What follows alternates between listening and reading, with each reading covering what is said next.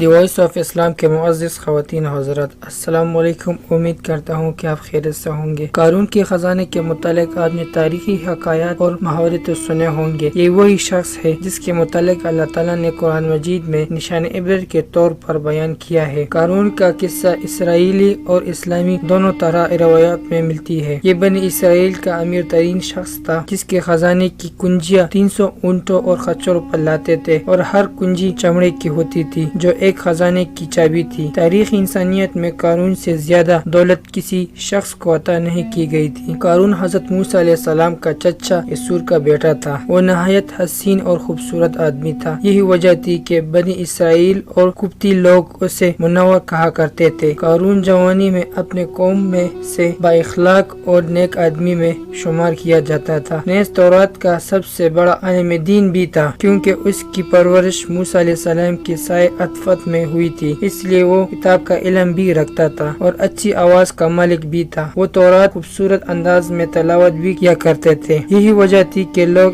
اس کا بہت ادب اور احترام کیا کرتے۔ قارون ابتدائی میں حضرت موسیٰ علیہ السلام پر ایمان لے آئے اور جب بنی اسرائیل کو تیتیوں کی غلامی سے نجات ملی تو وہ ان کے ساتھ مصر کو چھوڑ کر سرزمین موعود کی طرف ہجرت کر گئے۔ وہاں اس کی حالت اچانک بدل گئی اور اس کے ہاتھ میں بے شمار دولت آئی۔ دیکھتے ہی دیکھتے وہ اپنے قوم کا امیر ترین شخص بن گیا، جس کا ذکر اللہ تعالیٰ نے قرآن مجید میں یوں کیا ہے، اور بے شک قارون موسیٰ علیہ السلام کی قوم میں سے تھا۔ اس نے قوم پر زیادتی کی اور ہم نے ان کو اتنے خزانے دیے جن کا کنجیاں اٹھانا ایک طاقتور جماعت پر بھاری تھی۔ ایک جگہ فرمایا، جب اس کی قوم نے اسے کہا اتراؤ نہیں، بے شک اللہ اترانے والوں کو پسند نہیں کرتا، اور جو مال اللہ نے تمہیں دیا ہے اس کے ذریعے آخرت کی گھر طلب کر اور دنیا سے اپنا حصہ نہ بھول، اور احسان کر جیسا اللہ نے تم پر احسان کیا ہے، اور زمین پر فساد نہ کر، اور بے شک اللہ فساد کرنے والوں کو پسند نہیں کرتا۔ روایات میں آتا ہے کہ جب زکوٰۃ کا حکم نازل ہوا تو حضرت موسیٰ علیہ السلام نے اس سے عہد لیا، تو اس نے وعدہ کیا تھا کہ وہ سال کا 1000واں حصہ زکوٰۃ نکالے گا۔ تو اس نے جب اپنے مال کا حساب لگایا تو ایک بہت بڑی رقم زکوٰۃ کے لیے نکلی۔ اس کے دل میں حرص اور لالچ پیدا ہو گئی۔ اس نے ایک گندی چال چلی۔ اس نے بنی اسرائیل کی ایک گروہ کو جو اس کی حمایتی تھے جمع کیا اور کہا، اے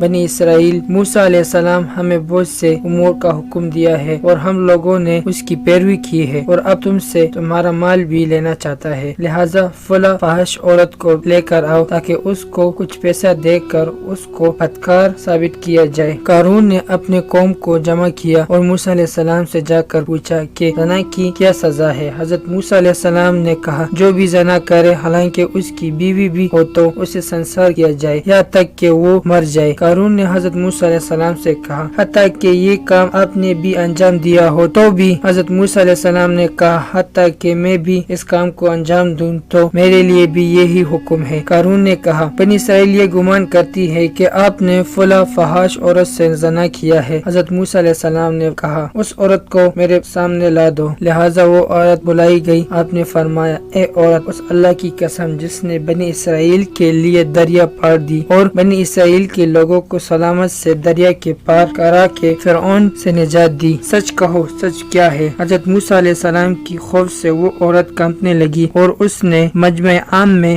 صاف صاف کہہ دیا کہ اے اللہ کے نبی، مجھ کو قارون نے کثیر دولت دے کر تم پر بہتان لگانے کے لیے آمادہ کیا ہے۔ اس وقت حضرت موسیٰ علیہ السلام ابدیدہ ہو کر سجد شکر اور گر پڑے اور بحالت سجدہ اس نے یہ دعا مانگی کہ اے اللہ، قارون پر تم اپنا قہر اور عذاب نازل فرما دے۔ لہٰذا وہ تمام لوگ جو قارون کے ساتھ تھے وہ جدا ہو گئے اور موسیٰ علیہ السلام نے اللہ کے حکم سے زمین کو حکم دیا، زمین پٹ پڑی اور قارون اس کے پیروکار اس میں ڈھنس گئے۔ دیکھتے ہی دیکھتے قارون کا خزانہ سب اس میں ڈھنس گیا۔ جب یہ زمین میں نابود ہو گئے، اس زمین کا شگاف دوبارہ بند ہو گیا۔ قارون کی اس دولت کے مطابق بہت سارے حکایات نقل کی گئی ہے اور تا قیامت قارون اس کا خزانہ انسانیت کے لیے عبرت کا نشانہ بنے رہے گی۔ تو یہ تھا قارون کی نافرمانی۔ یا اللہ ہمیں قارون جیسے نافرمانی سے بچا لے اور ہمیں ایسی طاقت نہ دے جو آپ کی نافرمانی کر سکے، اور ہمیں نیک لوگوں میں شمار فرما، آمین۔ دوستو، ہم یہ امید کرتے ہیں کہ آپ کو ہمارے آج کی ویڈیو پسند آ گئی ہوگی۔